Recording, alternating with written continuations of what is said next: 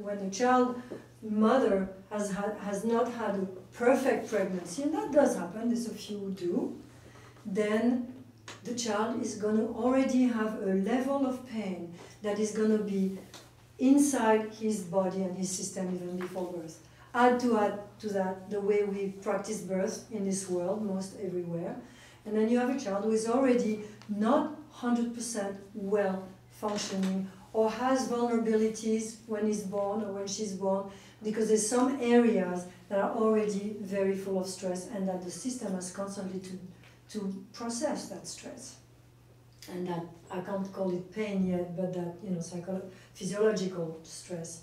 So if you think about it, it is obvious that while the pain is registered in the pre-baby, let's call him, in the fetus, it's going to have even more an impact that when we are being hurt when we're 45 years old, or even 5 or even 6 months old, because it's a completely new system that is being formed. And if it's not formed well, it's not going to function well as a human being later on. It's going to end up having a cancer at 40 years old. It's going to end up having disease. It's going to end up needing drugs, wanting to drink badly, being angry, being nasty, being asocial, being whatever you want we do to cope with that original malfunction.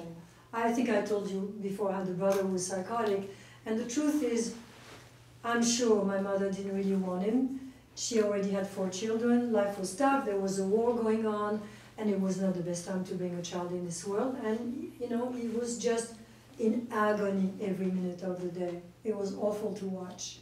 And so there was already that pain that had been imprinted in him as he was growing inside her womb. And he didn't stand a chance. He did not stand a chance.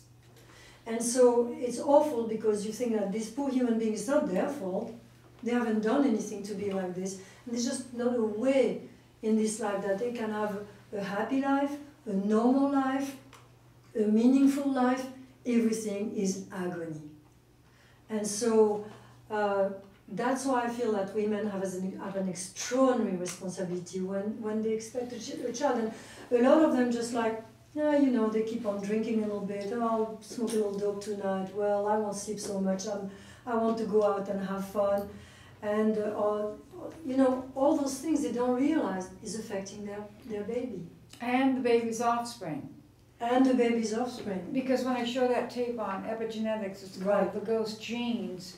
They go back a number of generations. Right. I mean, they actually done studies which just show. So it's, it's an extraordinary responsibility, and I've been really dogging hard to say, and because he's up there, in all the theory and all the research and all the stuff he knows, and his book I think is fascinating, but every time I say, attach this to the child, attach this to the woman again, attach this to human being again. And I hope he's done it today because I've been really trying. This introduction, at least present that in the introduction. Women, you have a responsibility. You are creating another human being. And that human being is going to be the result of what you've done for the rest of their lives. I mean, come on. That's pretty important. And as I said before, a lot of the studies are bearing that fact more and more. It's being known more and more. And which is one of the things I wanted at least to give you for tonight. That was what it was about. But anyway, I'll give it to you tomorrow. Okay, so, and what happened to it? What happened to what? Consciousness? Is that the question? What happened to consciousness? I don't know who put that up. Okay, and it's in red too. But what happened to it? It became destroyed by pain and by repression. We can't stay conscious when there is so much pain that we have to shut it off. Because then it goes on in the unconscious, it keeps exerting that force, it keeps pushing us to do things, it keeps revving our thoughts, our behavior, it keeps moving us along in this life in a neurotic way, but it is there. And the best proof that it's there is that once we felt it and it's no longer there, we become different. We really become different. It could take time, and the equation of that is how much pain equal, how much feeling equal, how much time it's going to take before we get better. But it does, if we keep on doing it, you do get there. There's no question. Again, depends how much time, how much pain, how much you do it. But it does. So that's what happened to it. Consciousness is blocked away and we become unconscious of who we are, what we do, why we do it, how we do it. We have no idea. We're just like zombies. We go through this life, you know, but we don't really know. I tell you what, I remember that before I came to therapy, not only did I have no idea who I was, except from what people send you back. You know, they say, oh, you are this and you are that. So, okay, maybe.